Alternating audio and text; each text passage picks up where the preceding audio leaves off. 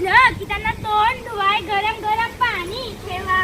ते ठेवते ना ठेवते तर मला जोरात की सासूबाई, पारे अगे पारे मी अंगणातली झायलं कोणी करायची? ती कराय काय तुझा बाळ यायचा काय?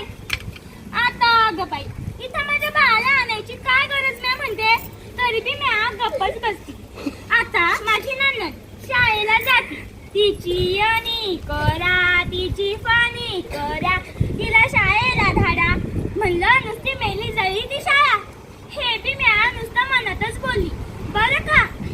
तर आलंच की आमचं दीर, वहिनी ओ वहिनी भाकर तुकडा झाला की नाही, कामाला जायला उशीर होतोय. हा हा हा हा हा माझा साहेब होय मसालाच राखते, हे बी मी नुसतं मनातच बोलली बरं का. तर आलंच की आमचं कारभारी शेतातून, तर म्हणते कसं पारे अगं पारे पाय लय दुखत्यात बघ, जरा तेल लावून चोपून देतीस.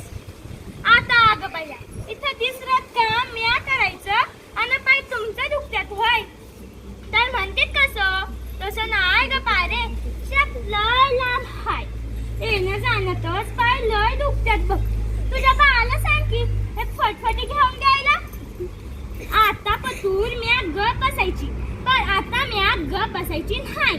मी जाते ताडकन निघून माझ्या माहेरा, काढते त्याची फटफटी.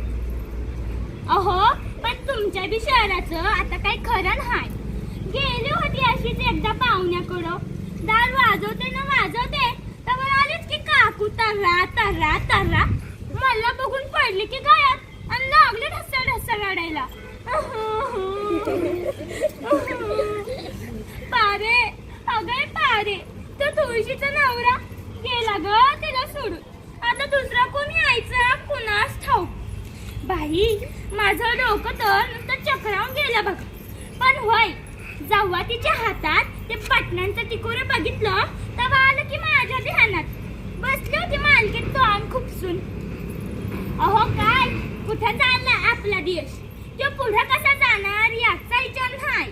आपली लेक कुठं जाती, ती शाळेत जाती की कॉलेजात जाती, ती परतून येणार कशी याचा विचार नाही. पण हा त्या देवयानीचं कसं होणार, त्या जान्हवीला बाळ झालं की नाही झालं याचं भारी टेन्शन यांना. होय होय होय अहो एक सांगायचंच राहून गेलं बघ.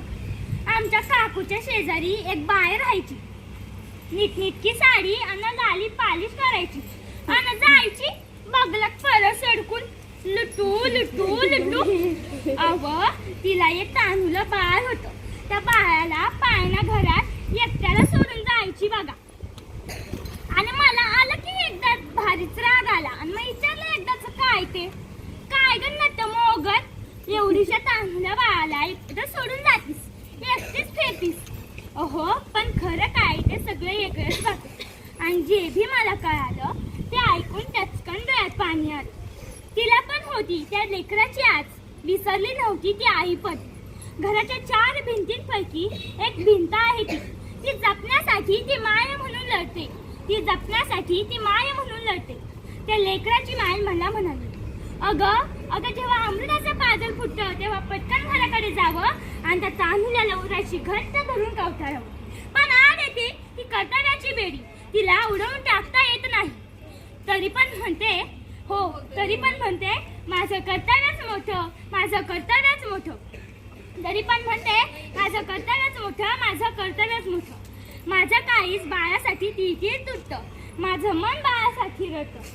पण तरी पण म्हणते माझं कर्तव्यच मोठं, माझं कर्तव्यच मोठं. पण काही तडफड अगं मैत्रीने अशी खेळवून तर कशा पाहिजे होती. बघ मी रडते काटे, बघ मी रडते काटे. आता येईलच माझी सासू, मी जाते बाई बिगी बिगी. पण तू थांब, तू मात्र रडू नको, तू थांब, तू मात्र रडू नको. अगं मैत्रीने जिथं ज्ञानोबाची मुक्ताई, कान्होपात्र बहिणाबाई, ललिता प्रभात, आनंदी गोपाळ हे अशा या भारत भूमीमध्ये जन्माला आले. याचा तू गर्व बाळग, याचा तू गर्व बाळग, याचा तू गर्व बाळग. तू उतू नको, तू मातू नको, तू उतू नको, तू मातू नको.